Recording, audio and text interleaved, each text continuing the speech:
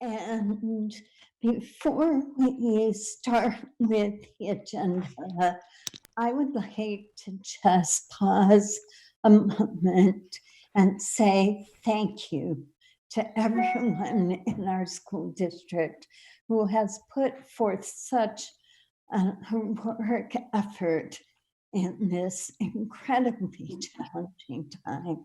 So teachers, support staff, administrators, everyone who works for us has clearly come forward and made a huge effort to make this all work. And I especially want to thank Beth and Brian for their leadership. It has truly been extraordinary, and I feel grateful every day that the two of them are the people leading us at this challenging time. Yes, definitely. Thank you so much, Beth and Brian. Thank you. Same here. Thank you. Same here. So grateful. And I'm grateful that Brian is alongside of me doing this, and his personality is just perfect for this kind of crisis to deal with. And sometimes we can laugh through stressful times and make things work. So I'm grateful for that, for sure. Has to be helpful. Okay, is there anyone joining us who would, from the public, who would like to make a comment on an agenda, on an item not on the agenda? All right, hearing no one, I will move on to the consent agenda. Does anyone want to pull anything from the consent agenda? I would. Okay, I can't look at the meeting and the thing at the same time, but there was one of the professional appointments I had a question about. okay, so I'll pull the professional appointments. We don't have any leaves. Anything else to be pulled? If not, I'll entertain a motion that we approve the consent agenda consisting of the school board meeting minutes from March 10th and approval of warrants. I'll make such a motion. Thanks, Andre. All those in favor say aye. Aye. Aye. Opposed say nay. Thank you. Okay, so let's move to the professional appointments. And Keely, what is your question? I glanced at it and it's about Melinda Johnson. The packet included two separate contract pages with different seniority levels and pay levels. And I was wondering why that was. I didn't notice that. Beth, do you? Oh, yeah, that's right. I am looking at them. To be honest with you, I am not sure why there's two. I'm usually more on top of this. I have been, I knew both of these appointments were coming and I looked at resumes and I did all that, but I honestly did not stop to look at the contracts. My sense is that they need to be checked with the seniority list and to see where they fall, and probably more questions for the resume. So I would say that's a question from Deb, is why the two were created, that there's more questions around both of them. And Deb was probably trying to get this into a board meeting. So it looks to me like one is for a master's plus 15 and one is a master's Right. plus 30. So there must be some question about her credits. So I won't sign a contract until that's resolved. Is that fair, Keely? And then there's also two for Denise, and it's the same thing. It's around the credits. So beyond a bachelor's, and Lindy's is beyond the master's. So that's where it lies. There's probably some question for waiting for certification of one more class. Maybe that was recently taken. But yes, we can hold off on that until Martha would only sign one. Okay. Yeah, it could be they're currently taking a class and it'll be in limbo. Right. Yeah, depending, yeah. Okay, are we ready for the motion? I'll entertain a motion that we approve professional appointment for Megan McGrath for an English language arts position at ADL, Marjorie Snyder for an early childhood special educator at Hiawatha, Melinda Johnson for a literacy coach position, and Denise Lynch for a literacy coach position. So moved. Thank you, Todd. Is there any further discussion? If not, all those in favor say aye. Aye. Aye. Opposed, same. Aye. Okay, thank you. So we're going to move on to the COVID-19 update. I think that's the next thing. I'm trying to do the agenda from a different device, so you'll have to forgive me if it gets awkward at times, but am I correct that that's the next item? Yeah. Okay, good. So I'm gonna mute my microphone and turn it over to Beth. Before I do, Beth, I just want to thank you for all of the communication and the fact that you copied us on all that communication. It's been extremely helpful. It's been a lot. There's been a lot of communication for sure. So when I did my superintendent's report, this will run into that. So just know that overlap, but I felt like the superintendent's report went into a little more detail than we had planned on giving you in this update. We're basically, Brian and I will go through the governor's directives with this, and then we'll stop for some questions. We could actually stop after each section so that you can ask questions about that section, and then we'll go into the next one. Does that sound okay? Yep. Okay. So the first one we wanted to talk to you about is the distance learning, the continuity plan. So in this time between from now until April 6th, sorry, I'm going. Sorry. The distant learning plan was for a continuity, or it's for maintaining learning and not any new learning. So we have been trying to do that. The high school is a little different because of the age group they're at, and also some of the AP courses we know need to continue, but they're of the appropriate age for that to happen. So really K-8, we've been trying to do the maintaining of learning. This was all designed and set up by Jackie Tolman and Peter Drescher, and then added to by the coaches and some other people, so that we really came up with some guidelines in a pretty quick time frame.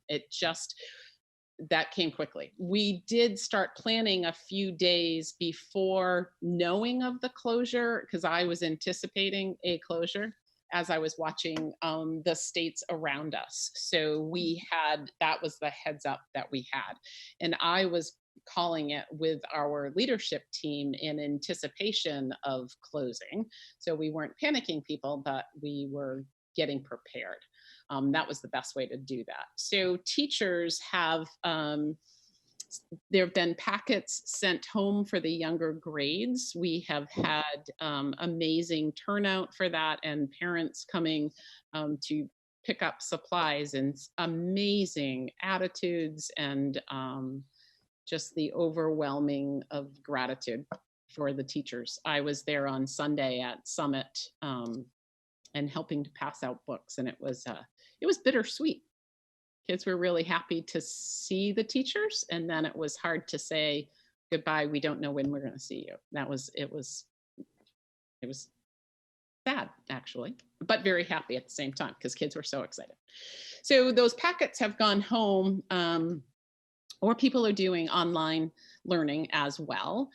There's constant communication we set up in the first few days of the distant learning. Once school stopped, we had each teacher or advisor reach out to families through either a phone call or an email, whatever. They know their families well enough to know which they would prefer. So we had a series of questions that went to families about needs, about computer needs, food insecurities, just like any help that they would need with the learning and how we could assist in that, any language that that they needed, or so that the teachers, I've heard from teachers at the high school and how meaningful that was, and how they are continuing that reaching out. So that was the purpose of it, so we would start that conversation and then that would continue to happen. So teachers have also developed, we're calling them office hours, in a time where a parent could call them or email them. We couldn't just keep that open for an entire time or an entire day as a school day because of being sensitive to our teachers having families of their own and trying to figure out all of that, and knowing that the amount of planning that's going into this online is a lot more than normal because it's all new. And sending those packets home, it's new. They are to be commended for the work that they're doing. So we really set out with one activity per day for each content area. Some might be getting more than that, but that was the guidelines for them, and to have resources ready and available to them. And what I see when I get into the folders, those folders are live, so an administrator can get into any of the content areas, any teachers, and see what's happening. It's just phenomenal. We are really impressed and how the teachers have really stepped up to this challenge together. So the tricky part right now is that maintaining, and then we will move into with our stay-at-home order coming soon, where we're planning on what does that look like in phase 2. We don't have guidelines from the state yet. We do know that we won't, there's a waiver with the federal government on our state assessments. So we've asked about ELL assessments, special ed assessments, and also SBAC. So it's pretty sure that the SBAC will go through. I was on a congressional conversation today with Bernie Sanders' office, Peter Welch's office. And it seems like that will go through, that there's not an issue around that. That's, yeah. I'm on Zoom about 24 hours a day. Okay.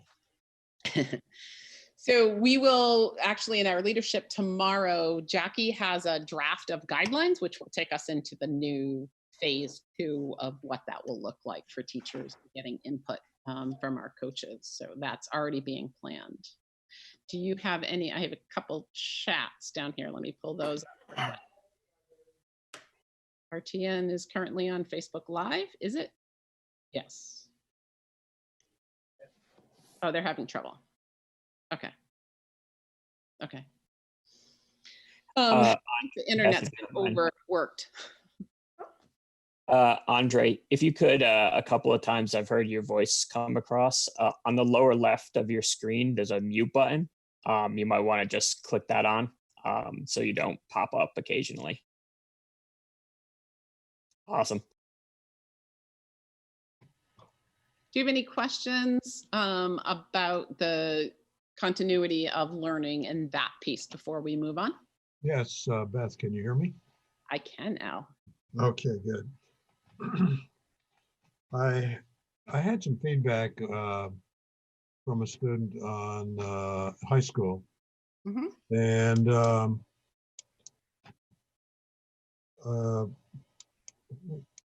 are the teachers including quizzes and work and periodically checking that learning is actually occurring? So in the maintaining of learning, the phase we're in right now, Mhm. that does not need to happen. And apparently it's not happening. Right. It does not need to happen. And we've been really clear with that. There's not supposed to be anything graded at the moment. It is strictly maintaining and practicing. It becomes a real equity issue if we ask, because there's all families don't have support at home. So it does become an equity issue, and that's what we're dealing with in this as we move into phase 2, which will be new learning and could be quizzed. Okay. What I thought I heard earlier was there was one philosophy in operation in K-8 and a different one for the high school. So what is the difference?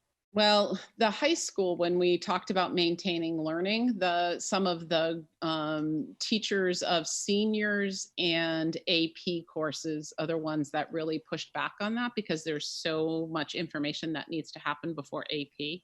I Right. would not be surprised if AP tests are canceled. So that will ease up on that. We have not got that officially, but I have heard, and I've heard that the ACT testing is being put off until June. Those are not official. Okay. The second area that I had was,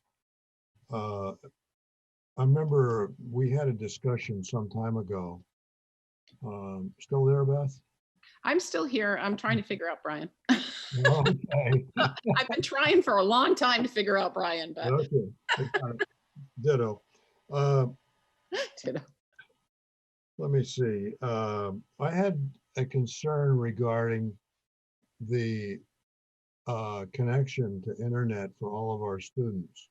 Because a lot of the research, and as we get in further to phase 2, I'm thinking about what's going on over in New Hampshire and their online. I'm also familiar with California and their online learning, and that's a regular thing that goes on every day. Different philosophy, different way to test, and apparently it works quite well.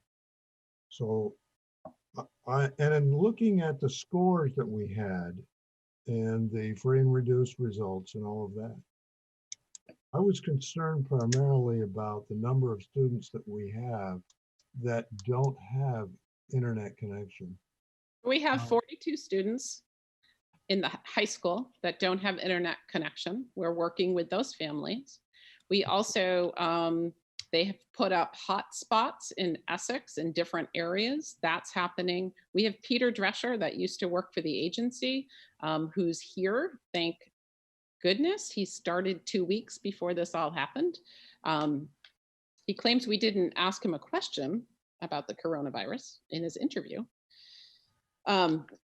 So we are dealing, I would say, Al, every day I'm on a conference call with other superintendents, and we are extremely fortunate in Essex that we do have as much connectivity as we do. I agree. And we are dealing with those families that don't. That was part of the survey that when we called families and how can we help them. I know. Is being, Good. Because I was aware of that Comcast offer. It's like $10 a month, and that is a very, very generous offer by Comcast. If we're going to get into a long-term situation with our students, I would hope that we could get all of those students online. And I think, let me see. Al, I'm going to go to. I think that's it. Okay, I'm going to go to Brendan now, who has 2 questions.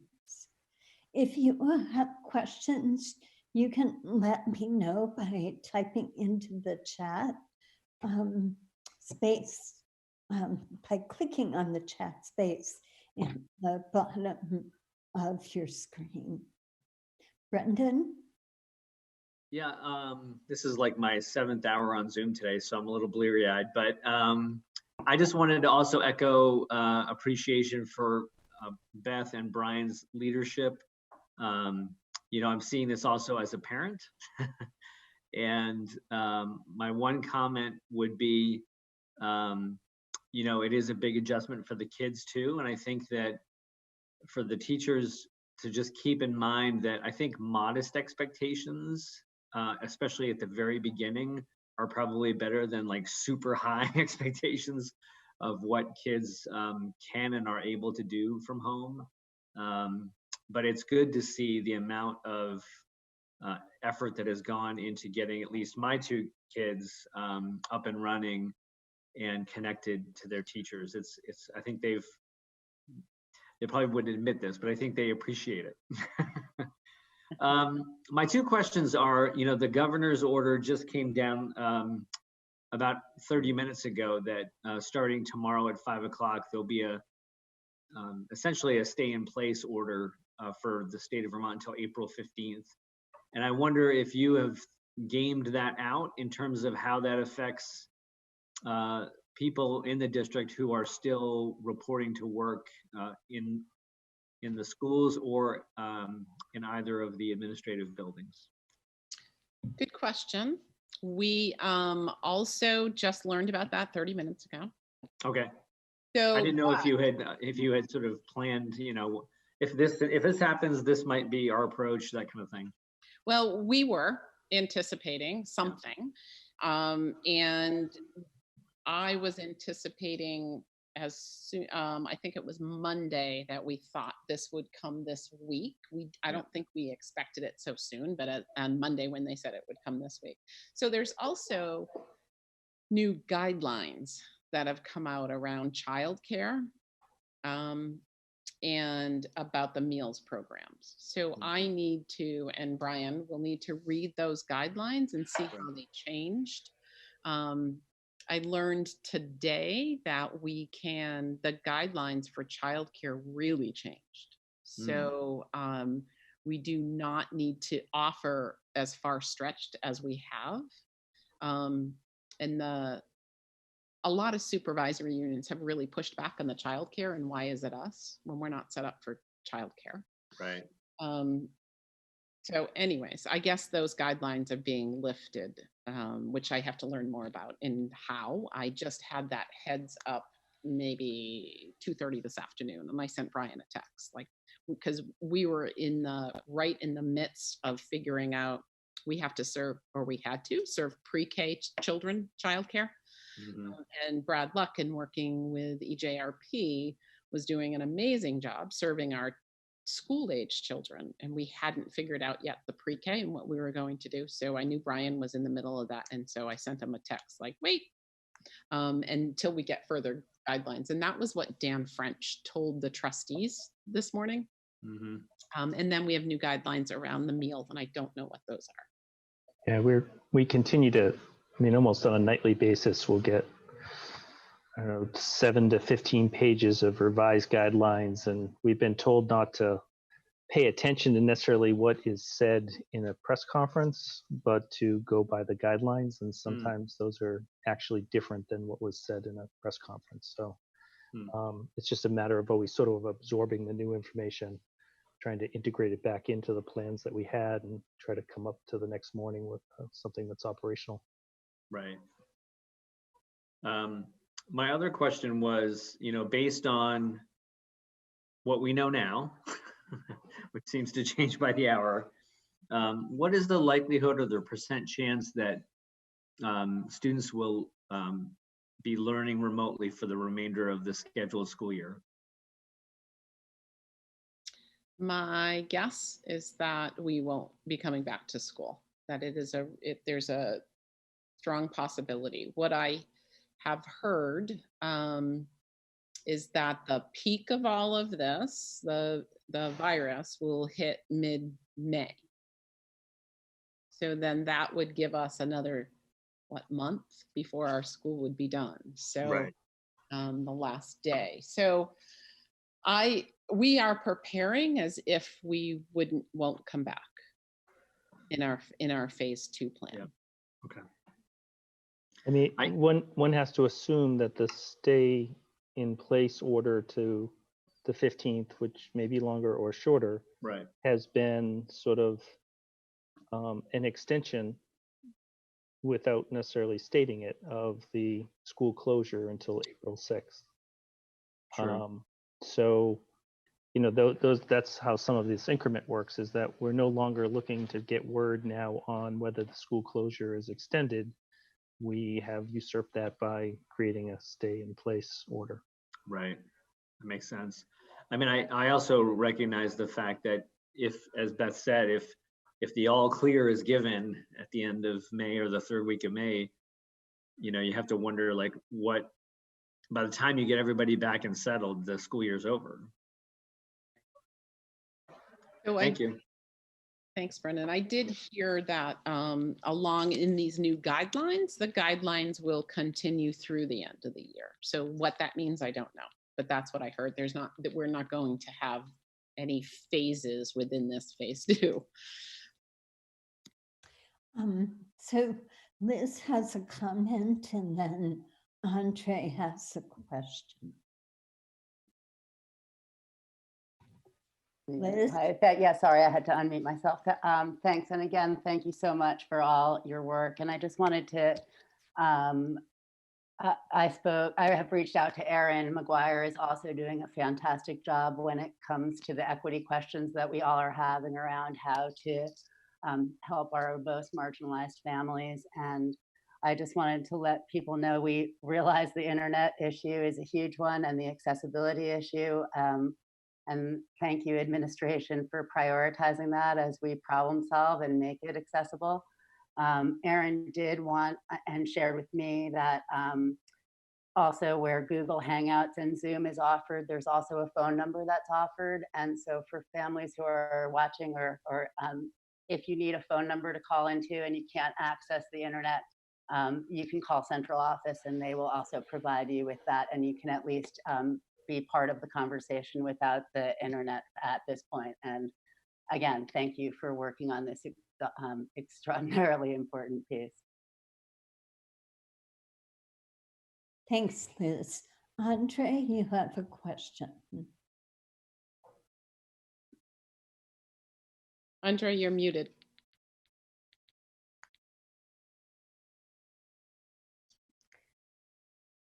Go down to the bottom left and click your microphone. There you go. I'm not seeing a microphone. There you go. You You're did good. it. Or Oh, something okay. for you. I'm on. Yeah. Okay. The continuity of education, the plan that you've put in place, I anticipate that's not going to derail or have an impact on the graduating seniors with regards to college admission, meeting their admission standards. Correct. This country is in this together. Yes. So we have that going for us. And this leads to another question with Brendan's update with the stay in place and likely school's not going to convene. I presume that all extracurricular activities are not going to occur as we go towards the end. Correct. We were waiting to hear what VPA would do with spring sports. This now came out, so I'm sure VPA will make their decision and we will know tomorrow or sometime soon. Yes, I would assume that we will have no spring sports or extracurricular activities. We already canceled any, and Brian can get the date there. Do we go right through April 6th for anything happening after school or in the rink or any facilities? Yeah, so we worked under the school closure timeline and had canceled all the facility activities. We also canceled all field trips, all professional development, all out-of-state travel, all large events over at the time 250. Now that's down to 10. So, we'll catch up to this new guidance and extend everything until the 15th and adjust there from that point on.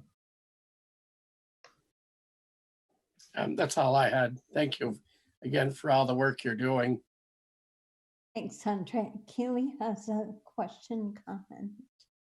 Yes, to echo everyone, thank you to everyone at the district who's working so hard on this, and also to all the people at home who are suddenly learning how to do this stuff. And I think especially the teachers who are doing both at the same time. My comment kind of echoes Al's, but I feel like this is the worst possible thing that could happen for equity. Like, the whole point of public schools, we put everybody together and we learn together for the betterment of the community and the kids. And now it's kind of like you're all on your own. You're completely alone. If you live in a 2-room house, that's where you're stuck.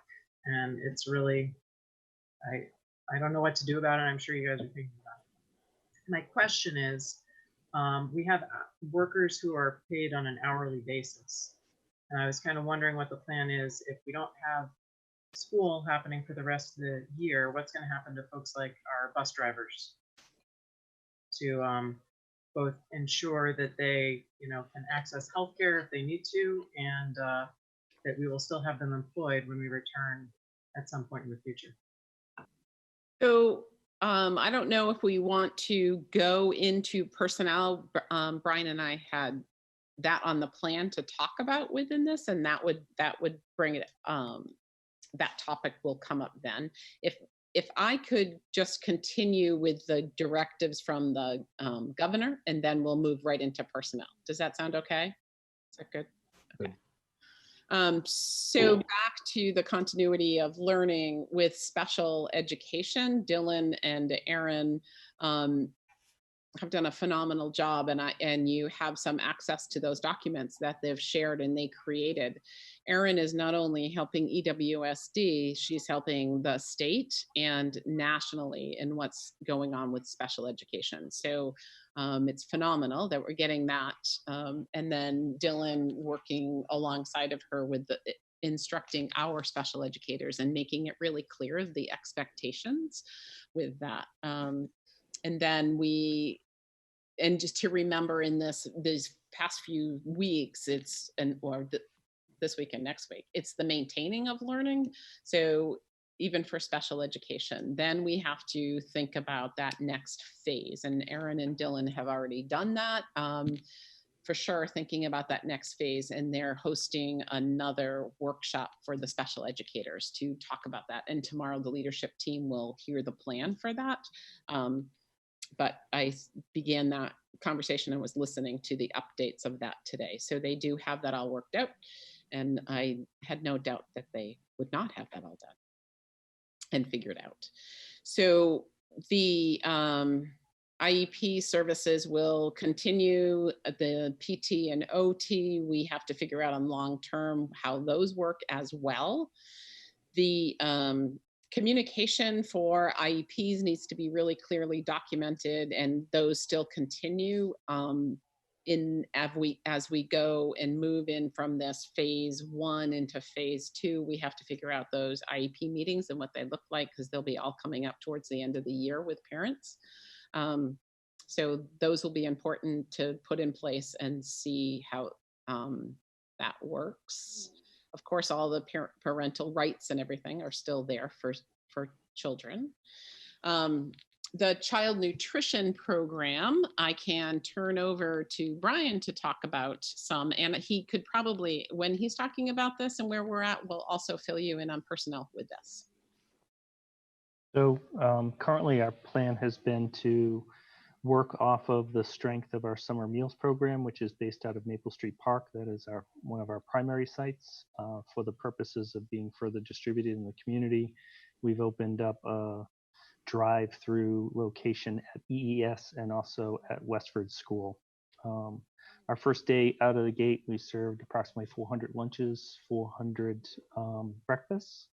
By last Friday, we were up to 750 breakfasts, 750 lunches, up to nearly 800 breakfasts, 800 lunches on Monday. And I haven't gotten the numbers, but the weather did slow it down a bit. So we probably stayed right around that 800 mark. We had some plans and designs to try to add some convenience and use the school buses. We're following some suit from other districts right now and kind of ensuring the stability of our current delivery service. Staffing is problematic right now. There's some guidance and regulations on who can be required to work in a school building. There are certain conditions in which the Department of Health has declared people can be exempt from that. One of them is an age one, and we have a workforce that has a good third, if not greater amount of people that are in that age category. So we're trying to figure this out. A half hour ago, receiving the stay-at-home order certainly creates some more wrinkles. I am getting blown up with questions with regards to what that means and who it means for, and does it count for our employees, but does it also count to volunteers that are helping us do delivery? Do they fall under a stay-at-home, or do they fall under an employee assisting an essential service?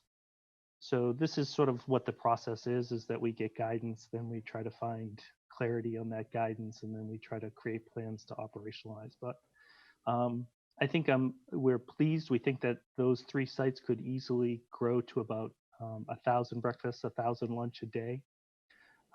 It requires about 10 professional staff to run those 3 sites. We're trying to gather so that we have ideally 3 redundant teams that can rotate in and out so that we don't fall victim to a single exposure or self-quarantine or a positive test. We will be getting more and more people in our community will be becoming sick, even with the stay at home. The idea is that they just won't be creating the cross-contamination and getting others sick. However, we have workplaces that it's difficult in a production kitchen and other places to always maintain 6 feet of distance and the other proper things. So our plan is that as we stabilize that, we would start to do more targeted drop-off points where we would sort of do micro drop-off points with minivans. There's nothing conducive about a bus delivering meals. It's burning about 3 times the gasoline. It has no conducivity to having a rolling cart in the aisle. It's 48 inches above the ground. It has blind spots all over it. It's a feel good, and it looks nice, and the pictures end up creating a nice feeling. But the minivan, we feel like we can deploy, and it has a much greater redundancy. There's no specified or specific CDL requirement to it.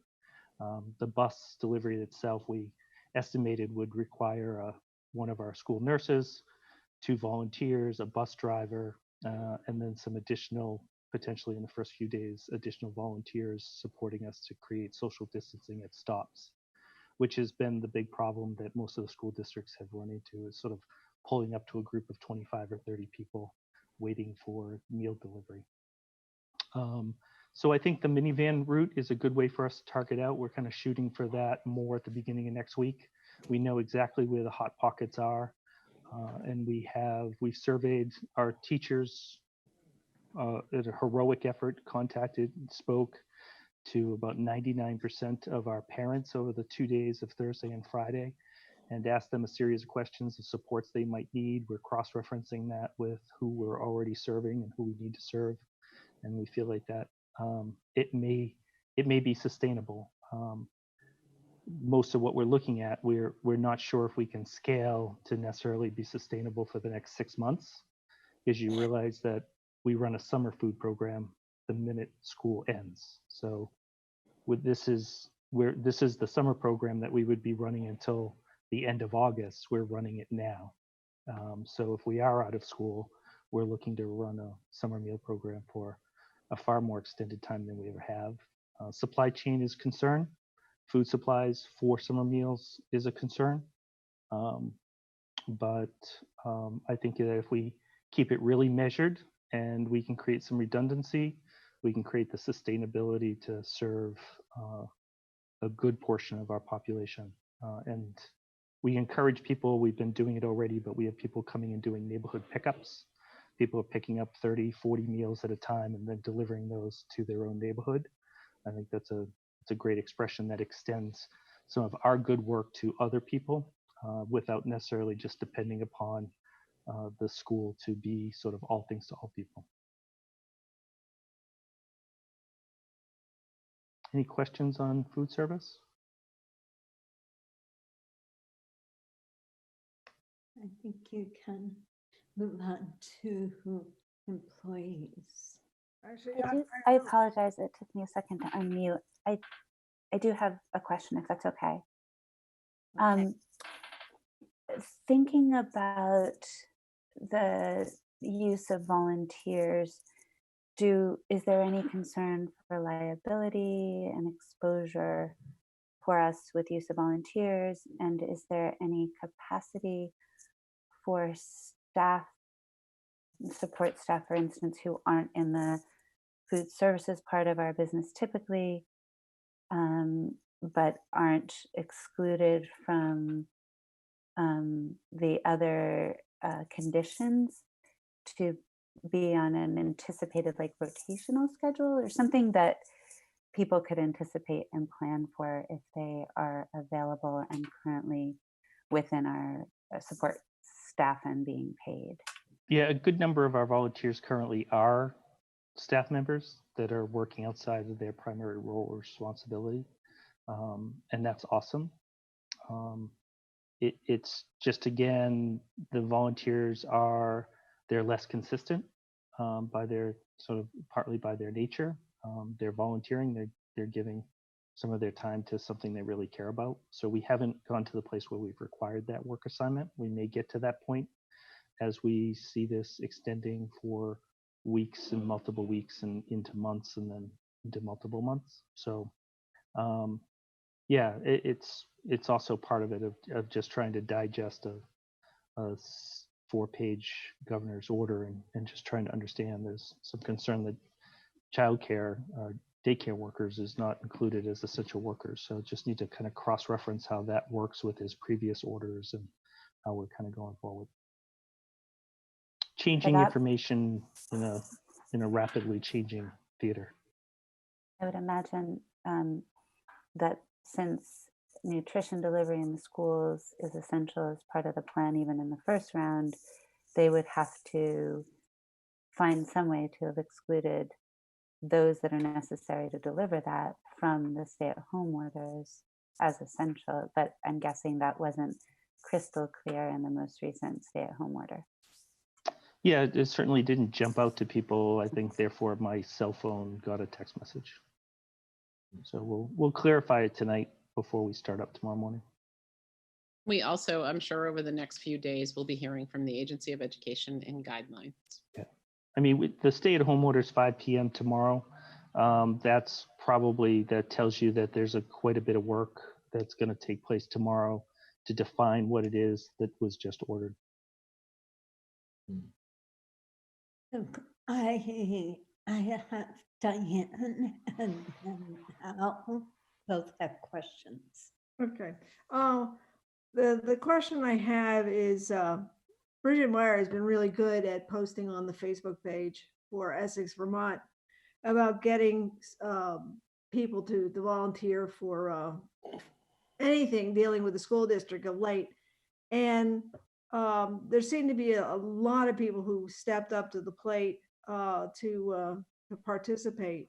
So when it comes to the kids getting lunch and whatnot, isn't this an essential need that would be qualified for people? We're supposedly allowed to go out for food. Wouldn't this be the same as being allowed to go out for food?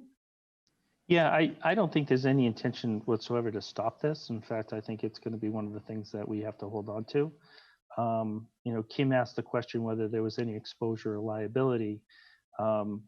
we're trying to assess what the liability is of having people that we're not directly and regularly in contact with have been able to educate over the last 3 weeks with regards to what the symptoms are, how to pre-screen yourself, what your hygiene is, how to maintain a safe social distance. So there's an exposure and a concern of our employees who are essential to pull this off. To what exposure do we have, that these volunteers become general public that are working within some proximity of us, hopefully always no greater than 6 feet. But so, there's a lot of outcry of people that want to help, and that is awesome. And a lot of it's directed to our school age children in our school, and that is awesome. But we have no one yet that we've dubbed that has the time to be the volunteer coordinator, because we haven't closed school. We're still, Right. while it looks like we're on break because people aren't in classrooms, we haven't closed school. We are operating, and so it's been hard to want to answer those needs, because they're really well placed needs, especially in a time of uncertainty, to give people something to do. But we're operating certainly at about no more than 60% of our staff, and we're trying to do things like answer the instructional continuity plan while launching something that's never been done in human history. So Brian, my follow-up question is that it's unclear to me. Please clear this up for me. Is that I did not see a detailed plan as to how our paraprofessionals, or for that matter, our office staff who answer the phones at all our schools, they would indeed be our staff. Are they being utilized in a different fashion? Are they being used as educators? Could they participate in handing out lunch? Well, so yes and yes. We've needed, just as the governor has stated, that we should be maintaining educational operations and moving into the 2 phases of education for our 3,700 students.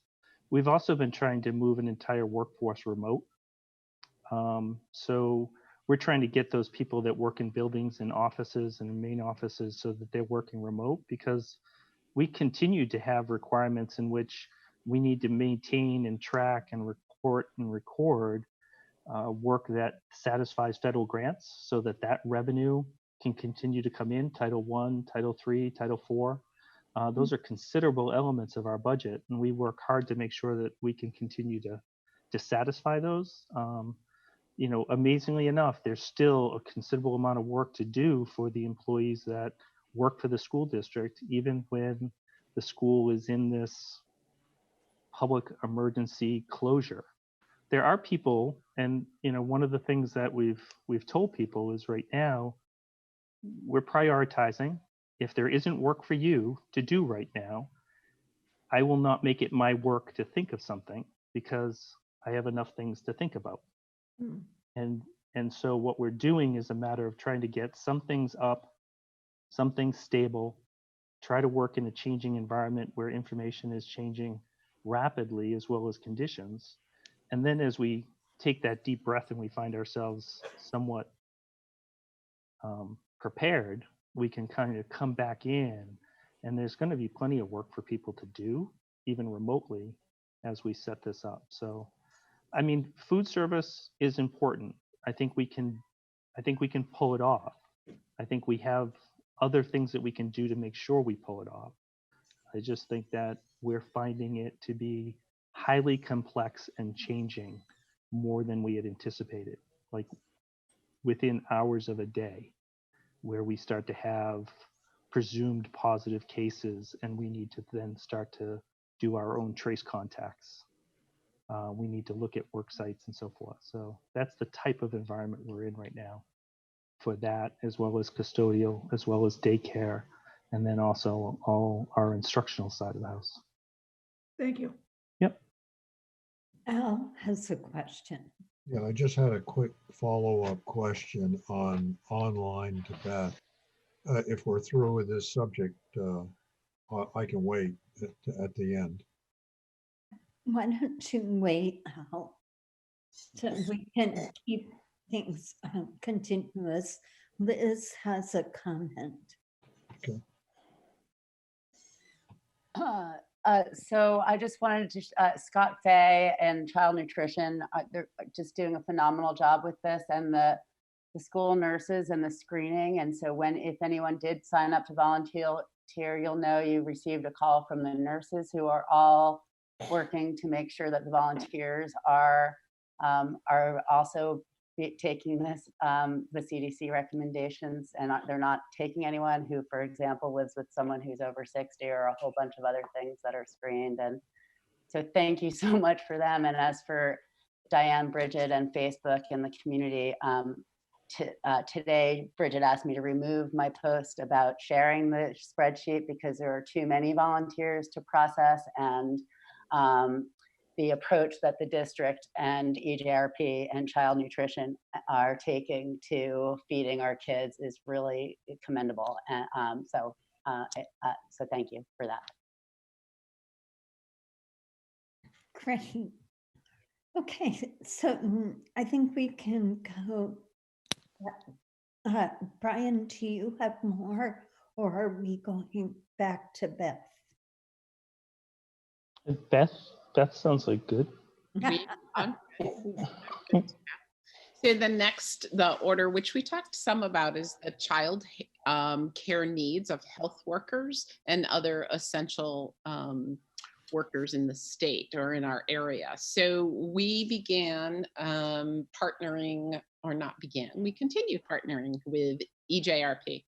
And they were able to set up some spaces outside of our school. We were originally thinking our schools.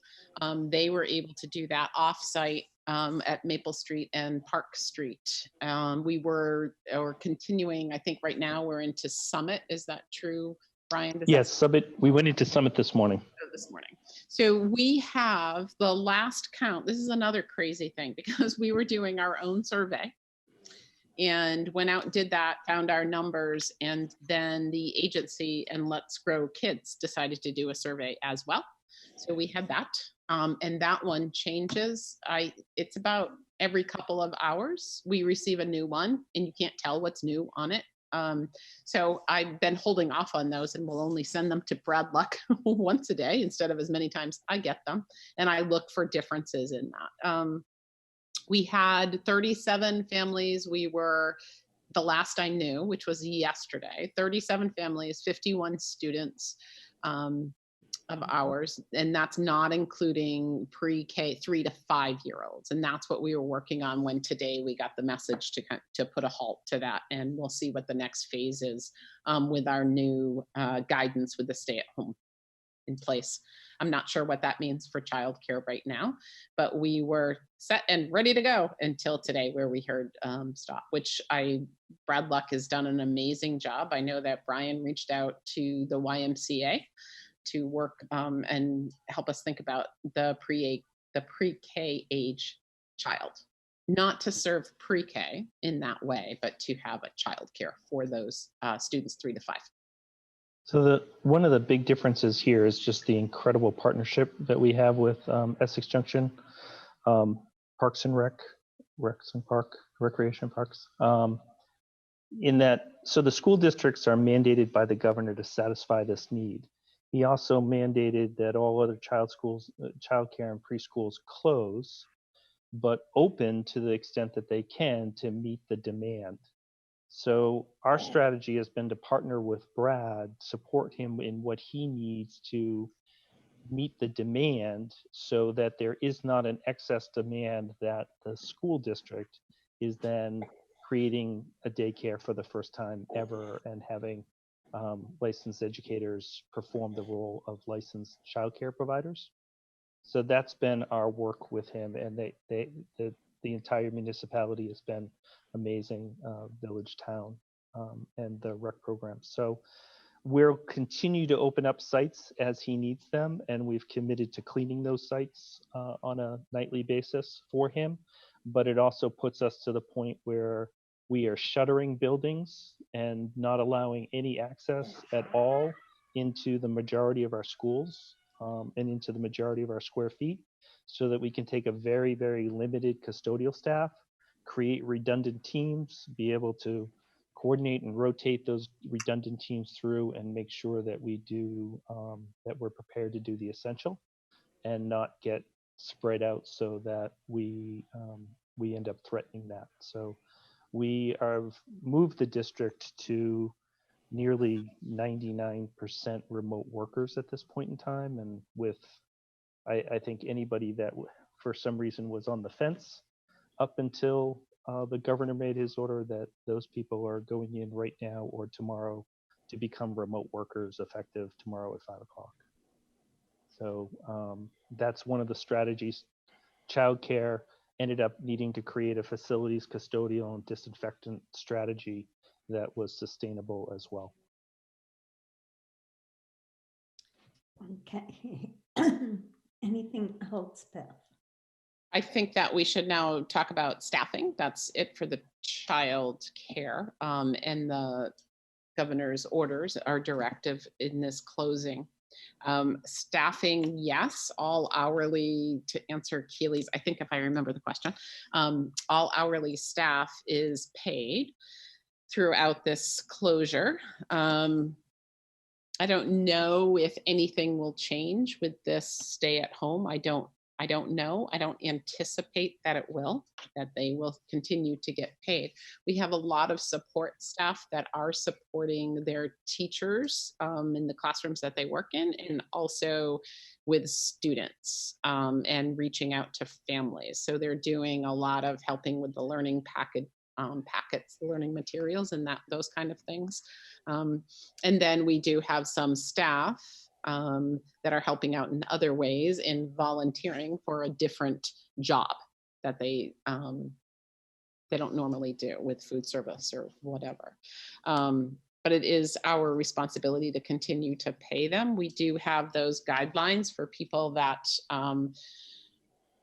can be excused from work if they're 60 or over, anxious, having symptoms and all of that. So that is on a daily basis. That is pretty tricky to deal with, and the amount of people that become more and more anxious as we get further along with this. And I would say that this new stay at home or stay in place, whatever the name of it is, will have more people anxious probably this evening. And I have not opened email. Well, I've been online, but I bet I will have many emails from staff members that are anxious or not,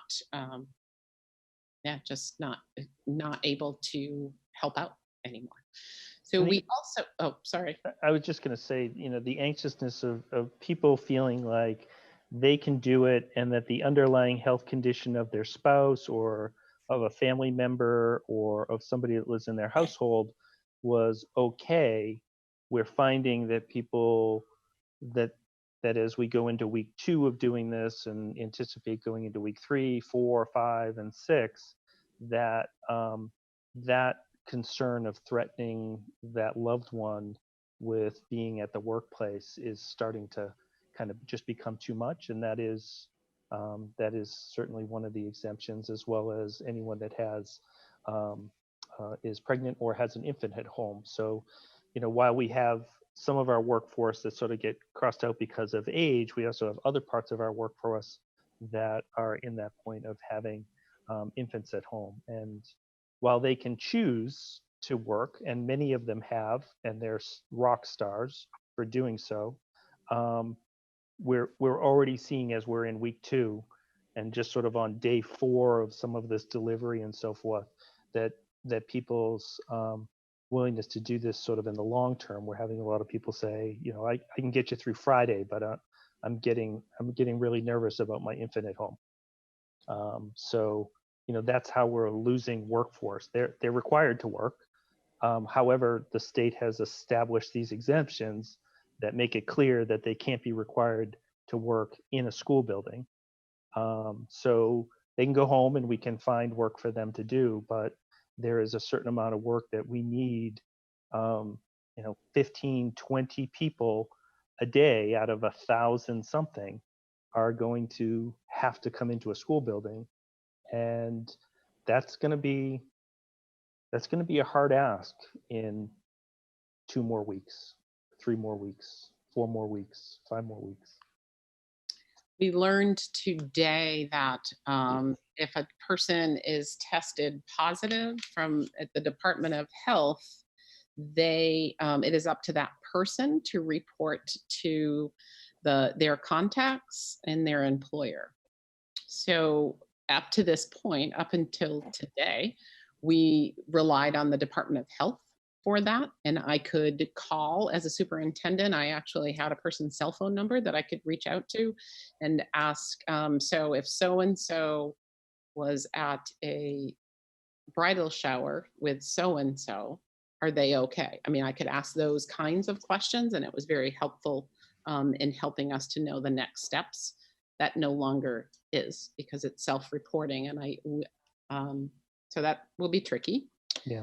And we just learned that today. I was crafting right before I got here a letter to go to staff about that, and their understanding of that they need to know that it's their responsibility to reach out to us.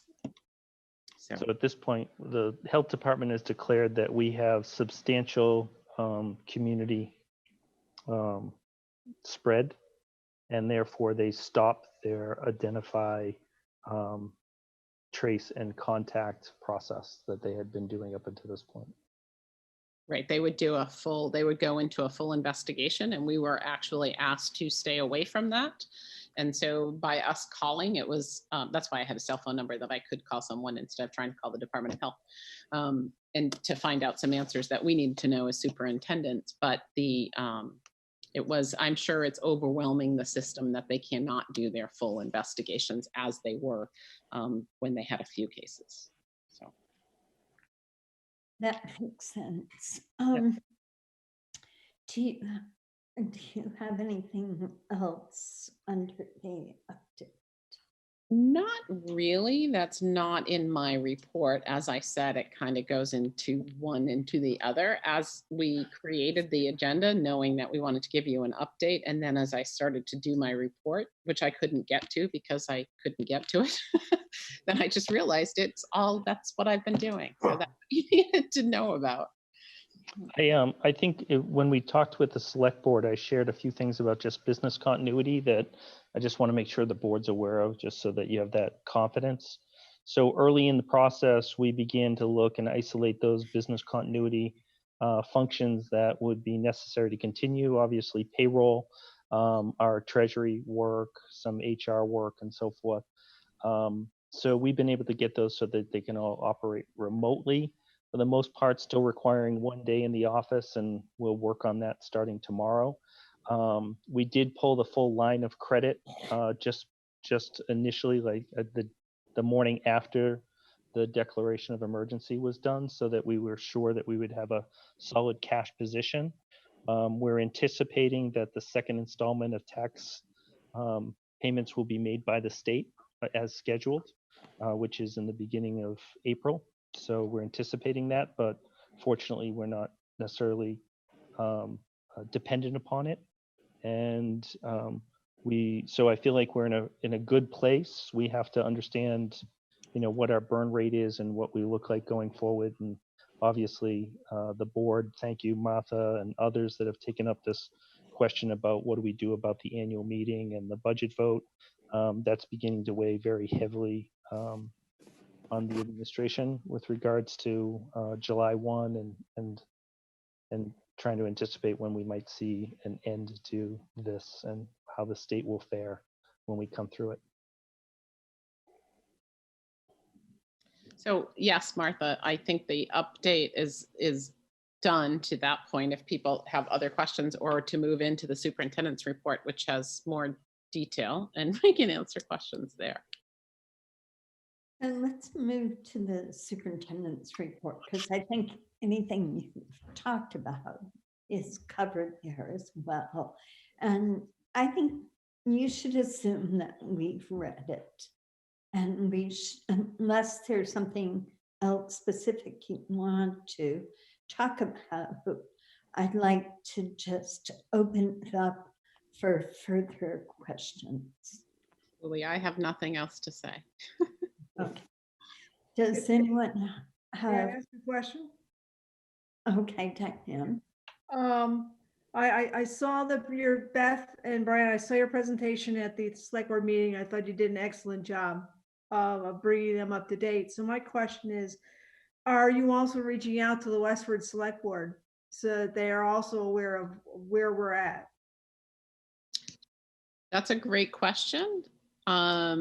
Actually, the Essex Select Board is the one that reached out to us, and that's why we ended up there. We were put on their agenda. Okay.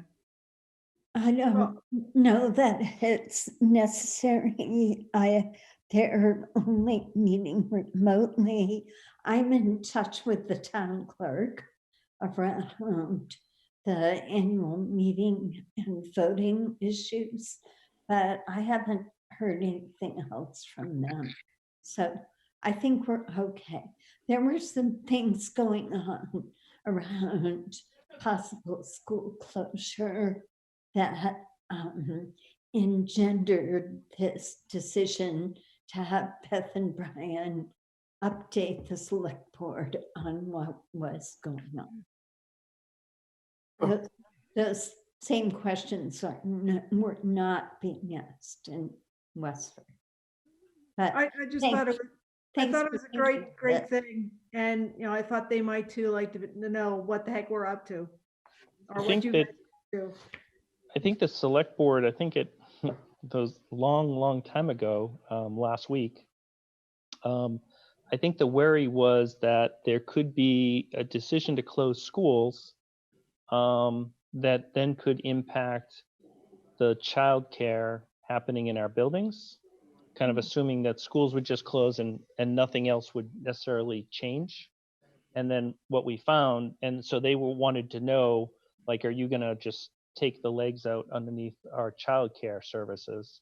And then we all came to find out that no, we were actually all going to get our legs taken out from under us simultaneously. So I think that was in the conversations I had with Brad and Evan, that was the concern. They just wanted to, kind of have a 24-hour heads up so that they could problem solve.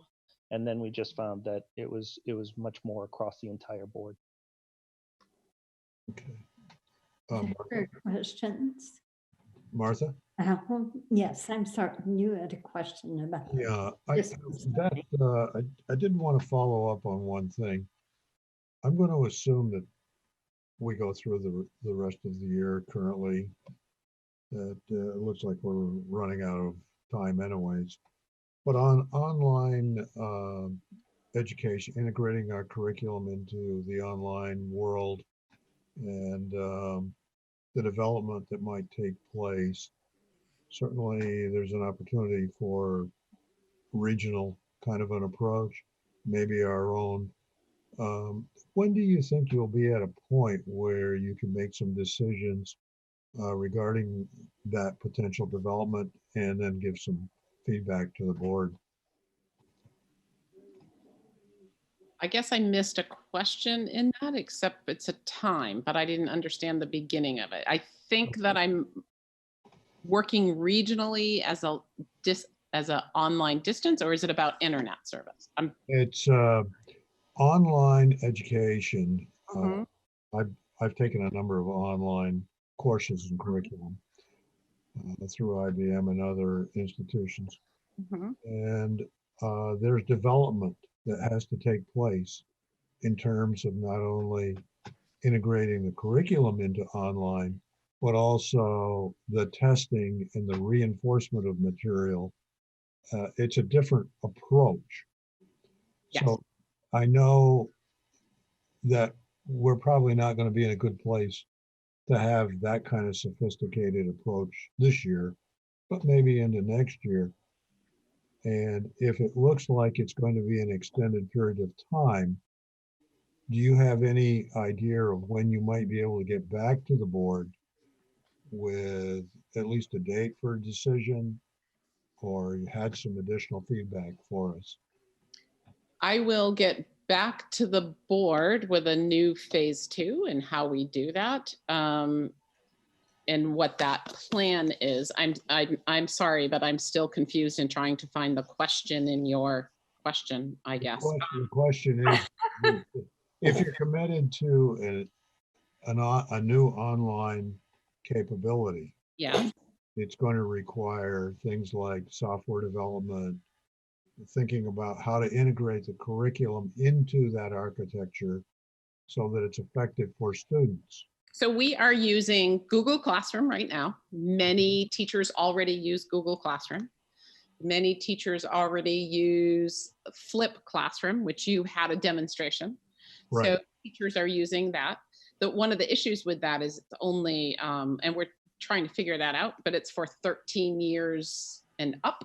That's their requirement, Flip Classroom. So we're trying to figure that one out because there's some other grades that would like to try to use that. We are teaching as we go. Our IT or our technology coaches in the schools are working with teachers. There's also a new course that's free that just came out for online teaching. I honestly don't know how much time a teacher would have to take a course and set up a curriculum. So, but that's out there. We have also talked about the possibility of using our PLC time and have third grade teachers all together on this.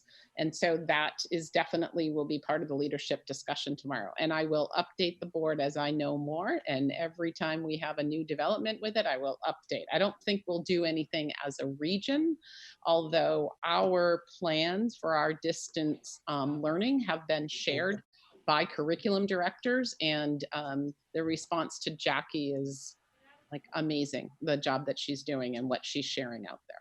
Okay, great. Appreciate Sorry, it took me a long time to figure out what you were asking. Well, it's a lot. It's and a I, lot. and I don't have a complete insight into what capabilities are out there in the school right now. Yeah. But I can see where there's a need for different kinds of enhancements and which direction you want to go in. So appreciate it. The question, you have the question now. I do. And another thing that we've been talking about a lot lately, and we were, as soon as we merged, we started to go down this avenue, and I'm the one that pulled back on it. And now I could kick myself for that, but I didn't think it was a priority with everything else we were trying to merge, is finding a learning management system. Right. So we do have others researching that again. I think as I think teachers will be very on board now for a learning management system, because I think that's what we could have used in this whole thing. So, there's always a reason for everything. Maybe that's the reason why we're doing this. So now we will have a learning management system. Okay, great. Thank you. Yeah.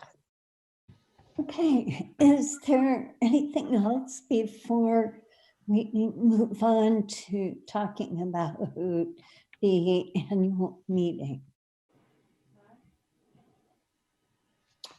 Okay, so I've sent all the board members information about the ongoing conversations between the village, the town manager, the town clerk, and our agenda planning team about what we should do in the current environment. It's been a rapidly changing conversation as we get new advice from the Secretary of State's office. Unfortunately, the two bodies were on different timelines. So the village was supposed to have its annual meeting. I'm not going to have this exactly right, but let's say the second. They have their budget vote by voice vote at that meeting. And then they have Australian ballot the next day to elect trustees, and sometimes they've had water bonds or things like that. So we were hoping to coordinate it. Where we stand now is we can't coordinate the annual meetings, the physical meetings, but we can coordinate the Australian ballot votes. So they all happen at one time. I have been advised that we can tonight cancel our annual meeting. Unfortunately, we cannot reschedule until the day after it was supposed to take place. And we actually got special permission from the Secretary of State's office to cancel tonight, which I think is best because then we can get the word out to the community.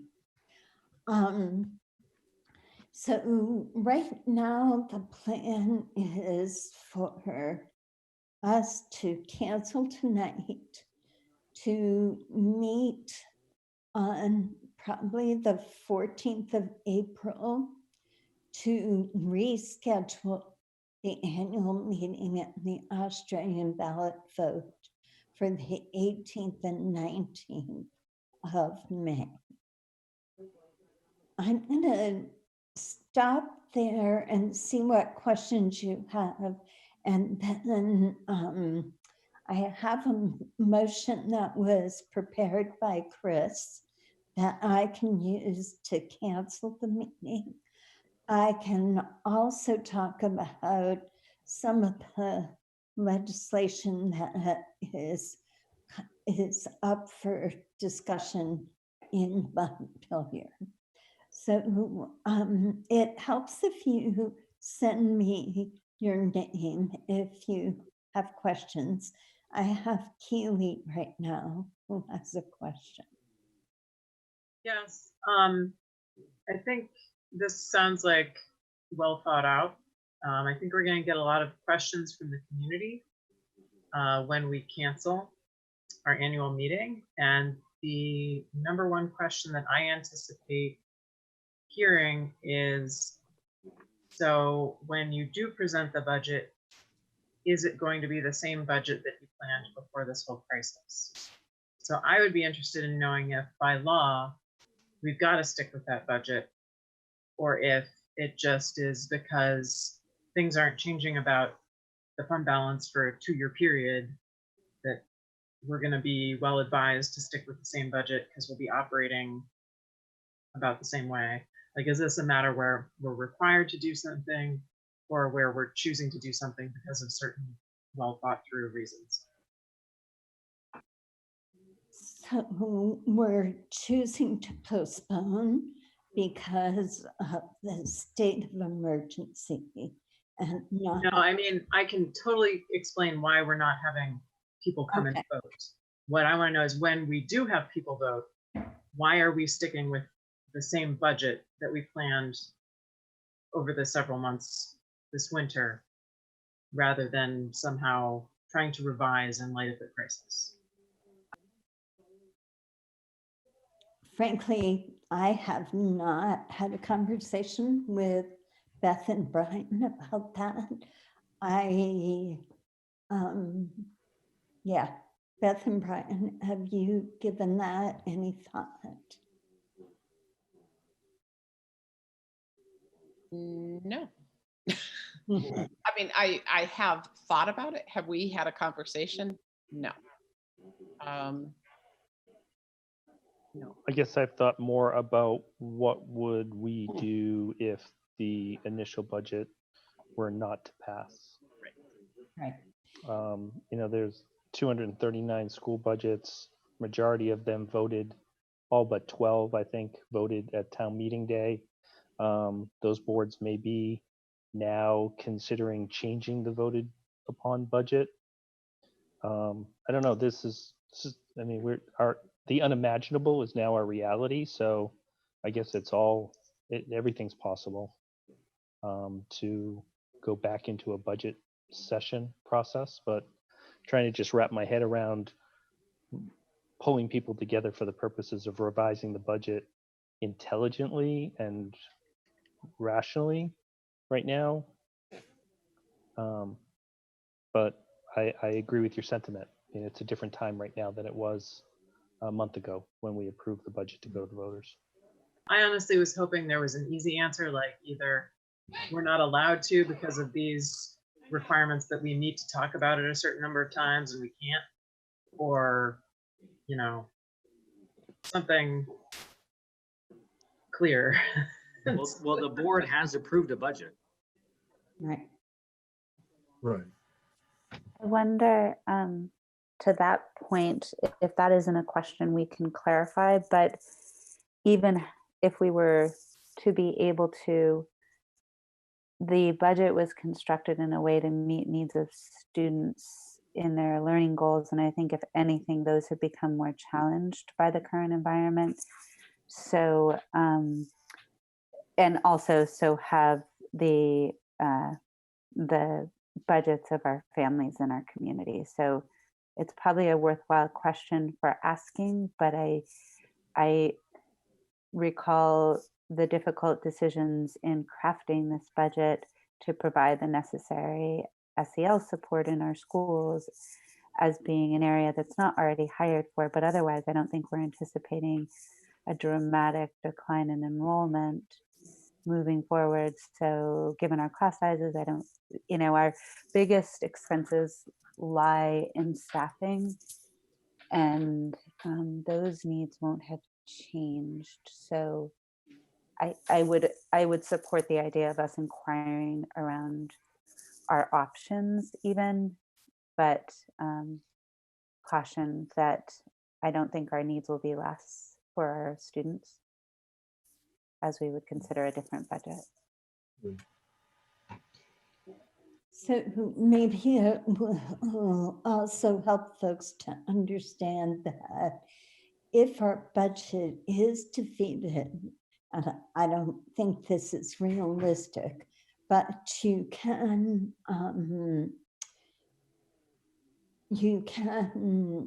warn another budget vote within 7 days. So once your budget is defeated, you don't have the 30 to 40 day warning requirement anymore. So I just want people to understand that. I think there, while this seems to be just sort of the natural course of business, I think we should continue with this and the board should go, but we need to veer off and create a parallel track that the Department of Health in Vermont, at least, is now predicting a May peak of the virus in the state. That's not a sunsetting of the virus by May. It's a peak. So that will be our apex of the most active cases. I think I've honestly decided to let you guys manage this and begin to contemplate what the state requirements are, is that we can only operate on 87% of our budget.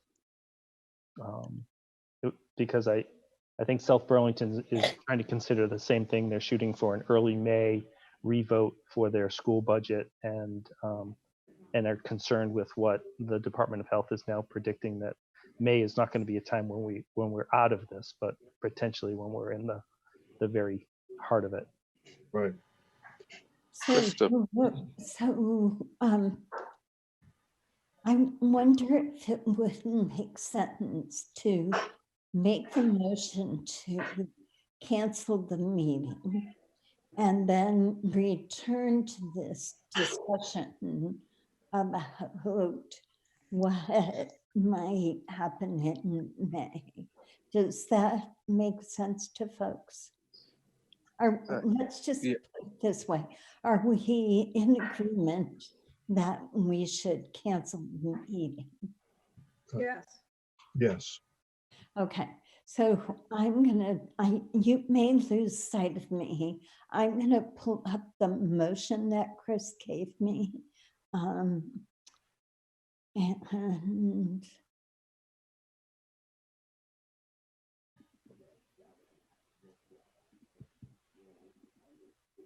shoot. Okay, so I would like to entertain a motion that recognizing the extraordinary circumstances created by the COVID-19 pandemic, including the very serious threat the virus poses to the health of all Vermonters, coupled with the governor's executive order limiting the limiting the, hold on.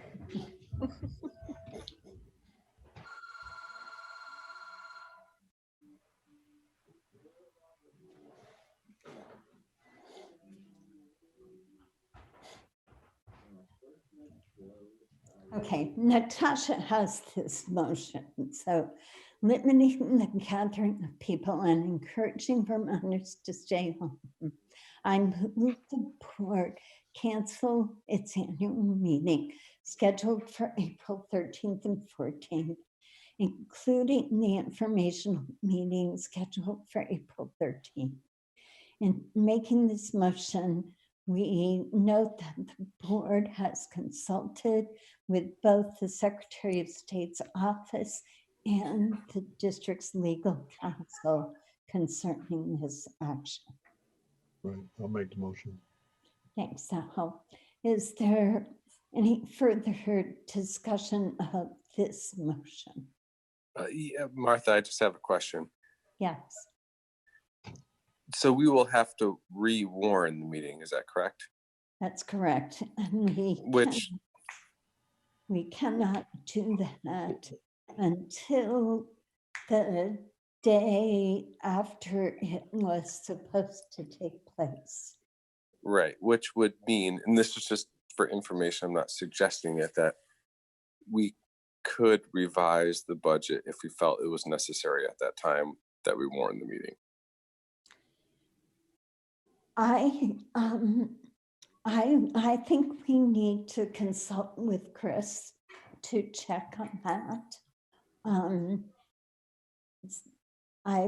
I wouldn't want to presume what we're supposed to do in the case that the meeting doesn't happen because nobody showed up. Okay. Okay. Other discussion of this motion to cancel. I will let you know that I have been communicating with Mike from the Essex Reporter, so he knows that we're probably going to do this tonight. However, I don't think they're putting out a paper this week. So, anything else? Oh, sorry. Is it worth mentioning what we heard about canceling the meeting and what it means for the seats that were up for election? Right. So Todd asked a good question, and I checked with the Secretary of State's office, and board members serve until their successor is elected and certified, or whatever the right word is. So, so Pat and Keely, until the vote happens, you are still board members. Thanks for reminding me, Todd. No problem. Okay. Martha, Kim? Oh, I was just going to say, and I apologize if this went out to everybody, but obviously, given all of this, I don't know exactly what we need to go ahead and reschedule our time with Val Gardner regarding any governance learning, but that should be pushed out. Yeah, well, I was going to bring that up later. Okay, anything else on the discussion of this motion, Andre? Yes, you touched upon people serving until their successor's name, but does that hold the same for those that are electing to run again, that until the election is held, they continue to serve? Correct. Thank you. Yeah. Brendan? Quick question on the same topic. If we're canceling the meeting, do those people who submitted petitions to be on the ballot, do they need to do anything to be on the ballot when we eventually have a meeting? No. Good. We should find a way to thank them and keep them interested. True. Martha? Just a second, I've got Kim. And then Kim? I don't think I had anything. I was just responding to Natasha. She was wondering if we had voted, but we hadn't voted. Okay, I just responded to Al. To Keely's point, as I recall, there's some statute regarding not gathering up the petitions too early.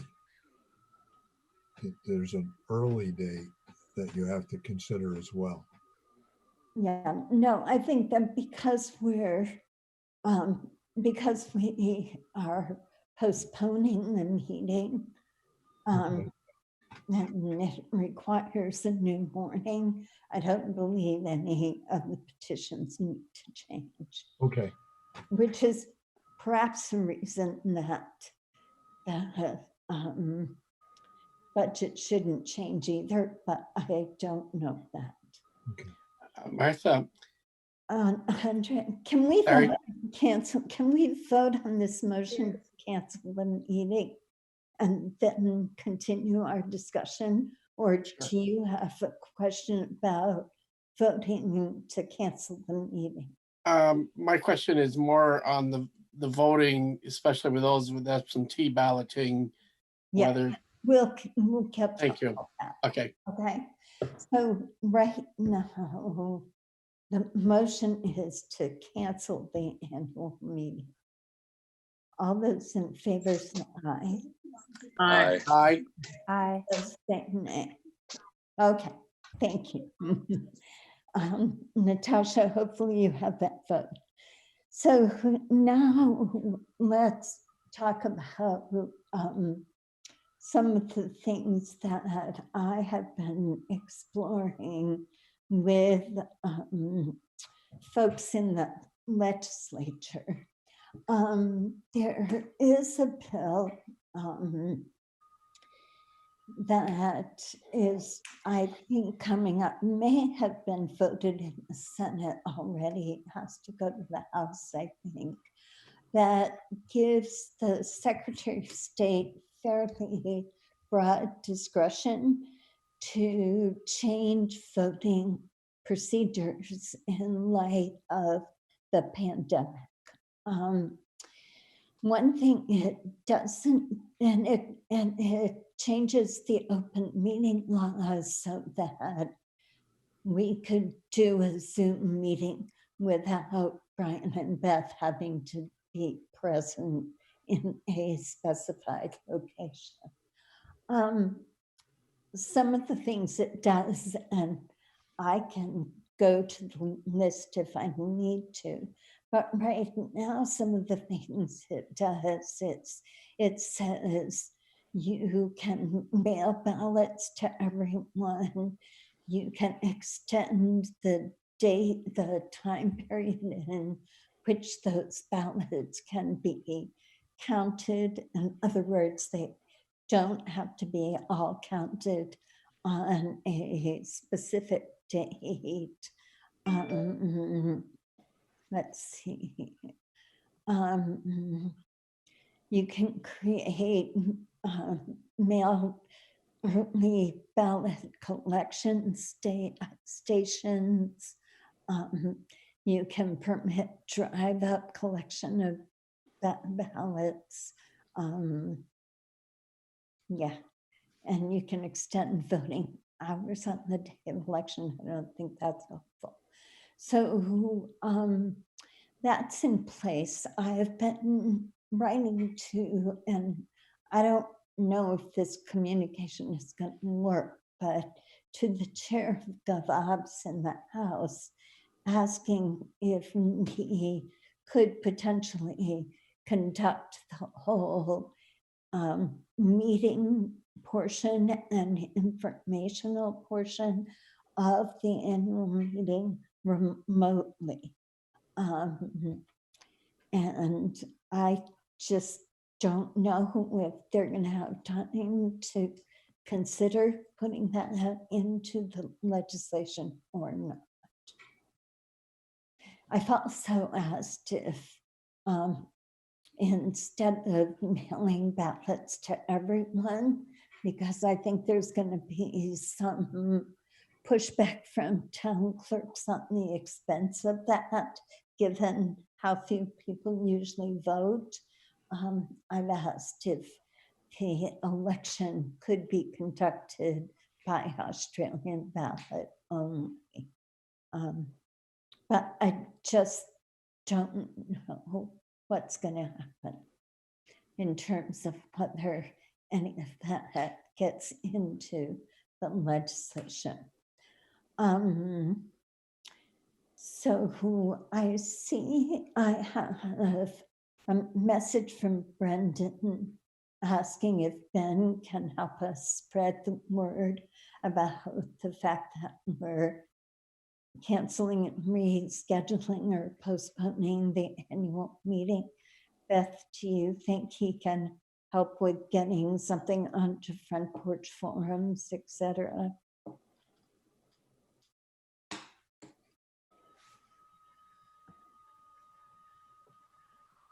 I can speak to that, Martha. I've been speaking to Ben about this and what we're going to do for the communications team to help. And Ben is has already offered to help. We already knew when we spoke today that the information that has already been sent home is wrong, needs to be updated. And the annual report was sent to the printer yesterday. So we've already spoken about our team needing to do some targeted work on getting the right information out. And as usual, Ben is fantastic with helping to get that out. So yes, Brendan, I'm sure that's well underway, and our team will be meeting and discussing that. We did on the annual report put a subject to change or some note about that within the date. Yeah, right. Annual. So that was, but at that time on Monday, it had to be sent. We didn't know what time. Right. Okay. So Diane has a question. If the peak comes in May, would we have to push to have an absentee ballot event to achieve having a budget? I think that's quite likely. So hopefully the legislation that's being considered in non-pillar will pass, and then we'll have to work with the Secretary of State's office, depending on where things are at as we get closer to May 18th and 19th. All right, what other questions do folks have?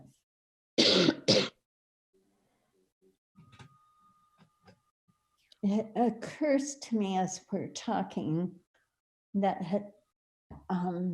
since the annual report has all the budget information in it, I wonder if we really can change the budget prior to having voted on it once.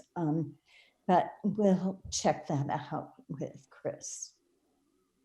Yeah. Other questions and thoughts about the annual meeting and the budget vote? Okay,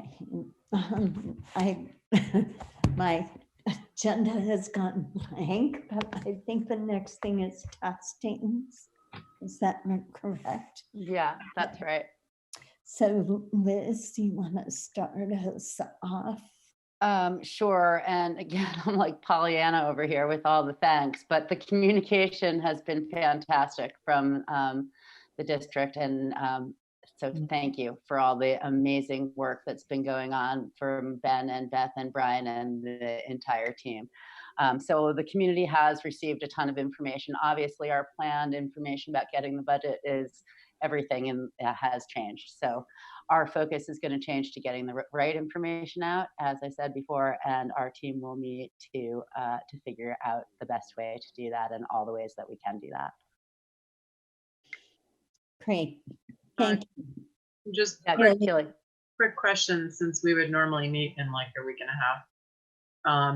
Is the guidelines for task team meetings the same as for this meeting currently, that we would have like Ben at a location that people could go to if they wanted to?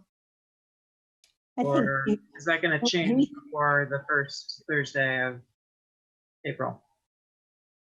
Well, I think you have to offer the people the chance to participate online. I think given Governor Scott's newest order, I don't think you can offer them a chance to attend in person. Right. Right. Does that make But sense? I do think, Keely, that the logistics of the task team would have to be through Zoom and accessible for people. That link in the warning would have to go out so people could Zoom in, right, Martha? Exactly. If they chose. Yep. Anything else from you, Liz? No, that's it. Thanks. So I think this is a good time to talk about our governance training. I think at this point, we should assume that we're going to need to cancel that. Beth, do you agree? And I think we want to cancel it because we don't want to start until we have our new members on board. So Beth or Kim, which one of the few wants to communicate with Val? I can certainly do that with Val. I'm not going to put another date out there just because I don't know how long this will last, and it might be summer that we do a full day training. So just so you know that I'm not going to propose or be asking any of you for other dates. I think that's the best way to do it. I agree. Does anyone disagree? Okay. Negotiations are on hold. Yeah. Yep, understandably, Deb canceled those for now. Okay. Okay. So let's move on to local and statewide updates. I think we've probably covered all of that. Can anybody think of anything we haven't covered? I think the only thing I would add, and I can't recall if it was spoken to earlier, the State Board of Ed approved the ability for the secretary to authorize the waiver of days, the original request, because it came in our package before the governor's closing of schools was for 10 days. We removed that piece of it and we said at the discretion of the secretary to waive days so that it wouldn't require the time to go through the State Board of Ed for approval. And it was specific to, in accordance with the Agency of Health and Human Services. So it was rather narrow to this epidemic in terms of that authority. And so that's been approved. And I imagine where this is going to extend certainly even longer, there, I would imagine there's something that allows us to count days that are remote learning days. And I don't know how they'll go about doing that, but just there is authority resting with the secretary and the agency to approve waivers. Right, and maybe the legislature will do something about that as part of what they're working on. I haven't heard that specifically, but okay. Anything else under local and statewide updates? Okay, so fill out a meeting evaluation if you're so inclined. Our next board meeting will be on April 7th. And you can assume it will be on Zoom again. And mark on your calendars that we will need to meet, I think probably April 14th to approve a warning for May 18th and 19th. Okay. Can I just ask a question about Zoom? Is everybody okay with going with this Zoom way? And joining was all okay for all of you? And all right, great. Sure. Martha, do you know with regards to that April 14th meeting, if it has to occur at after 7 p.m.? I mean, does it have to occur at when the polls would have closed? I think as long as the 13th doesn't happen, it can occur anytime on the 14th. Okay, great. We'll make sure we get that. Is that some? Yeah, if we're calling Chris on the other matter regarding the budget, Right. is it worth just confirming that? I had felt as though I recall that the select board, and Patrick, you can correct us if we've got it wrong, they were going to be meeting on, I believe, the 2nd of April, because their meeting was to have happened on the 1st. And again, if I got that wrong, Patrick. So it led me to think it might need to be a next day, which would be the 15th versus the 14th. Well, I think their meeting was the 1st and 2nd. Okay. No, Martha, I think. the village meeting was April 1st, where they would vote a budget. Our meeting was the 13th, because we always meet the day before we do the Australian ballot. They moved the Australian ballots to be with us, Right. to save on the cost of the elections. So, But they had to move their annual meeting to stay within the 30 to 40 days from April 2nd. They're going to have to move it to, I think it's April 12th, I don't remember. So they couldn't do it on exactly the same day. Because the law says once your annual meeting doesn't happen, you have to immediately, and this is another reason I think a new budget would be tough. You have to immediately warn a new meeting. So that's why they couldn't go to the 18th, because that was going to be outside the 30 to 40 day window for them. Yep. Okay. Other questions or comments? Can the, when we're meeting on the 14th, since this will need to be re-signed, how is that going to work? Well, we could consider legal advice when we signed the warrant before was that that just the chair sign it, though our past practice has been the entire board signing it. So we could consider that that which would make the process easier, and we could do through scanned document. Okay. I think the warning that will be in the annual report will be signed by all of us. We'll just have a different date. So does that make sense to everyone, that I would just sign it through a scanned document? Okay. Anything else? Nope. One last huge thank you to Beth and Brian, you are doing stellar work. Thank you. Okay. And Thank thanks to all the board for figuring out Zoom. So well done. It's hard to navigate this, and thank you. Thanks, And everyone. obviously, thanks to all, like no words for the gratitude I think we are all feeling for the work of our leadership and our district and our teachers That's good. and support throughout.